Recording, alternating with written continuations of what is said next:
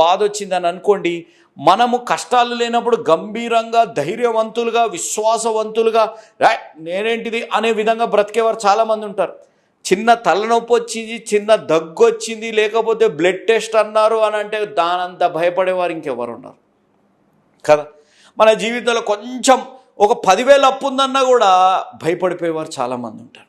కానీ మన బలం దేవుడే ఉన్నారు. మనం కష్టపడి మన జీవితాలు సమస్తాన్ని జయించే శక్తినిచ్చే దేవుడు ఉన్నారు, ఎదుర్కొని శక్తినిచ్చే దేవుడు ఉన్నారు అనేది మనం ఎందుకు మర్చిపోతుంటాం. కానీ మనం చేసేది ఏంటిదంటే దేవుడు మన బలమై ఉన్నాడు అనేది మర్చిపోయి దేవుడితో ఐక్యతగా ఉండకుండా లోకంపై ఆధారపడటం, లోకరితమైన మనుషులపై ఆధారపడటం, వారు చెప్పే మాటలు వినుకొని నిర్ణయాలు తీసుకోవడం, ఇవన్నీ చేసుకొని అదే మన బలం అనుకొని మనం జీవిస్తుంటాం.